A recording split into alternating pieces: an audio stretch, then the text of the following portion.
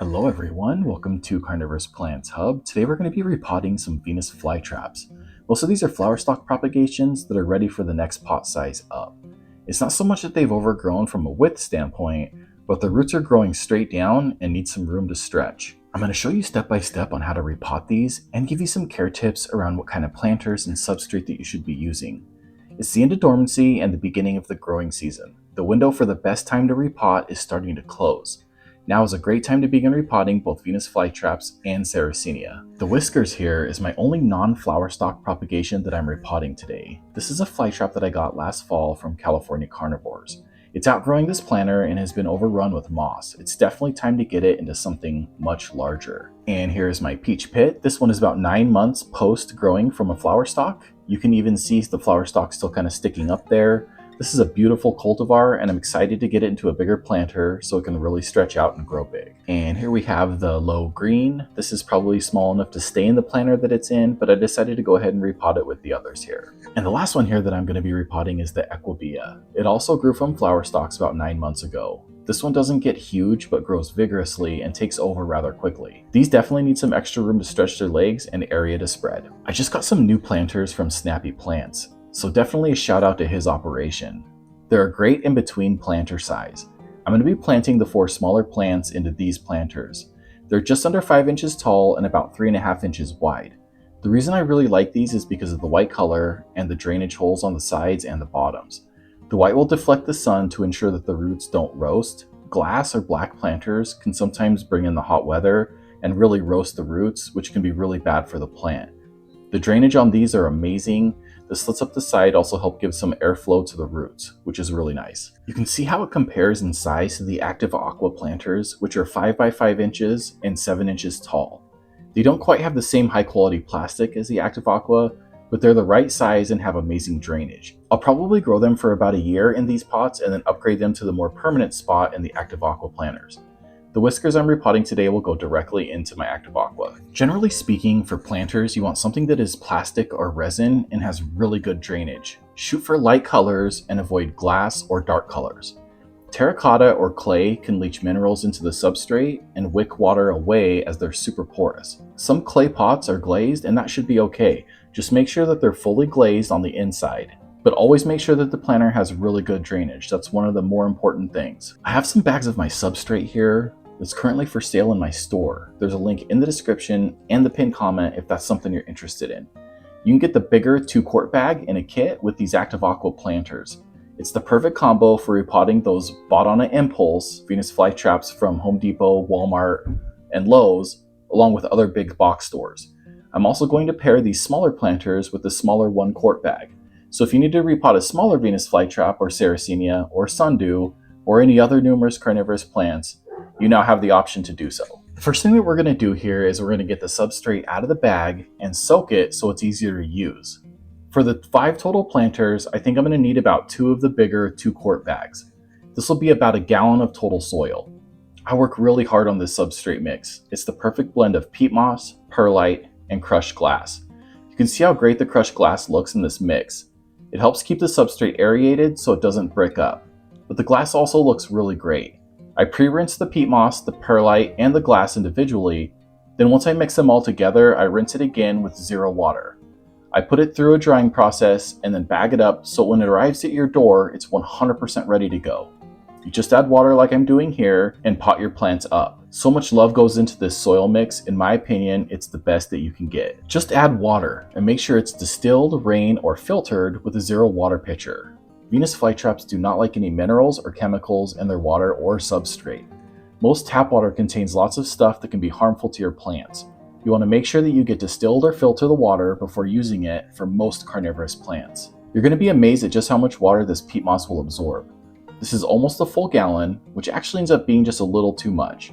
You want to avoid your substrate being really soupy like this. It won't really hurt the plant, but can be super messy to try to work with. I'm going to drain mine just a little bit before repotting. Otherwise, there'll be water all over the place. There we go. I drained a lot of the water, so the substrate will be much easier to use now. This is the consistency you're looking for before you pot up your plants. Look how beautiful that substrate is, especially with the glass sparkling. Another thing that separates my substrate is that I sift the peat moss before mixing it. Then, after I mix and dry, I spend time picking out most of the bits of bark and wood. Your substrate should come mostly free of all that extra debris, making it much easier to work with. You'll notice that my mix has hardly any wood chunks, debris, or bark in it. I can't always get 100% of it, but I get a lot of it out. Okay, now it's time to get the plants out of their existing planters and ready for their new home. Like I said earlier, you can get a 1-quart bag of substrate and one of these planters in a kit. The 1-quart bag will fill up one of these plus another half, so 2 bags would fill up 3 of these 5 by 3.5 inch planters. The 2-quart bag, which is the one I emptied here, is the perfect size to fill one of these 2-quart active aqua planters. These really are the highest quality planters that I've ever found. I plant all my adult size sarracenia and Venus flytraps in these. I always overfill the 2-quart bags, so it'll come with plenty extra.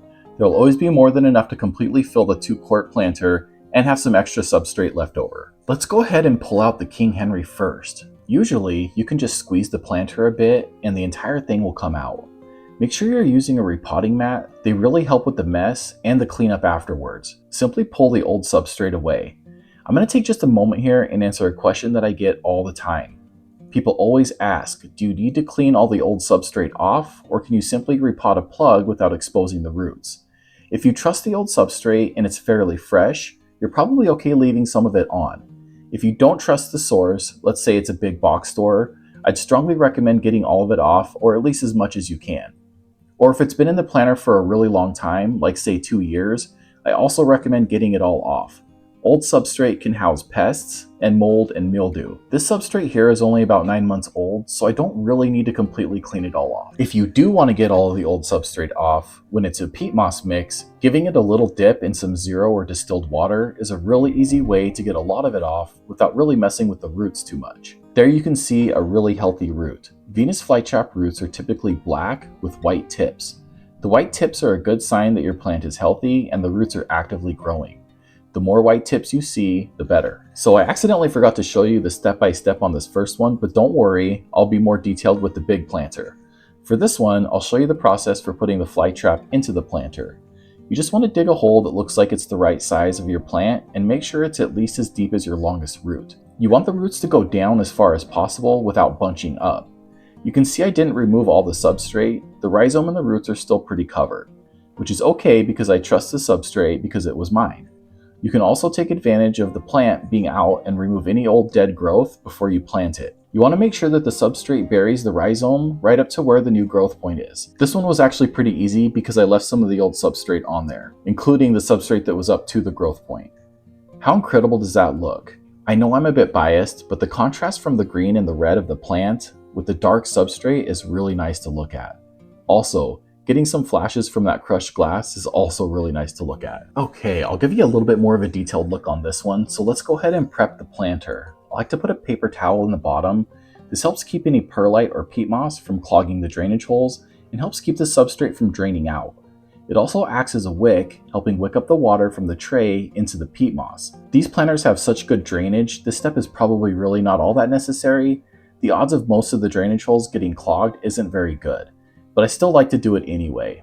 Then you're going to pack the bottom inch or so pretty tightly.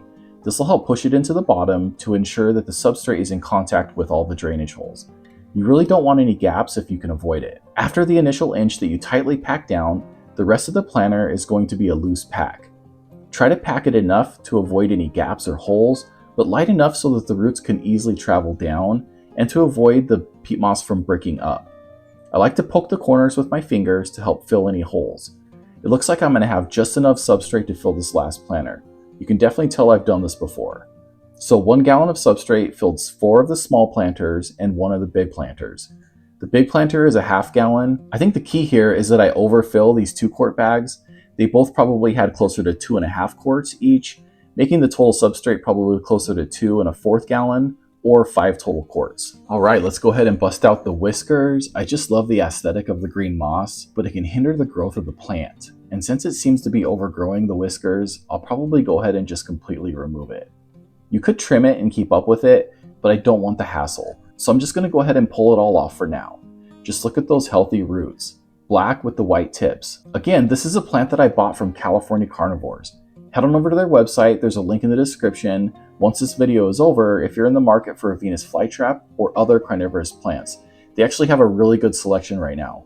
Make sure to use my code BUGEATER, that's BUGEATER, to get 10% off your order over there. Just look at that big, healthy rhizome. This plant is ready to get more space and really take off. Healthy roots and a nice big white rhizome are great signs it's going to be super healthy and grow fast. I'm going to dip it to try to get most of the substrate off.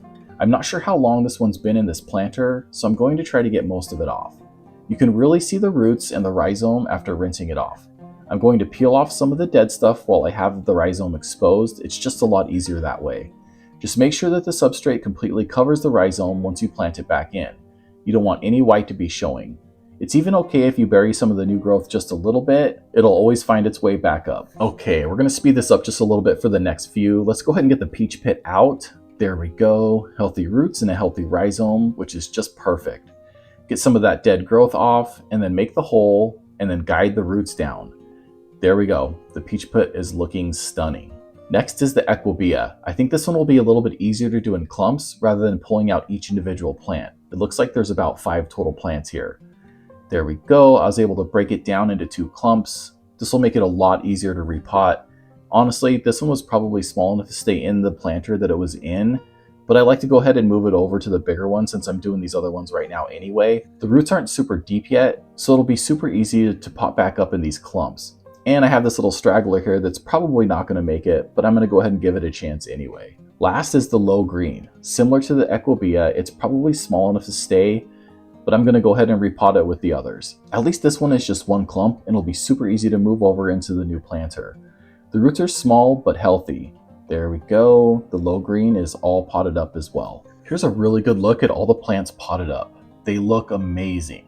One last thing though, I need to top water. This is a really important final step, and you'll see why. Top watering helps them get their first gulp, but more importantly, it'll ensure that the roots are in contact with the substrate and help fill any holes. If your hole that you dug is just a little too big, the substrate will collapse in on itself when you top water. This is a good thing. You just have to fill in the hole that it makes and you're good to go.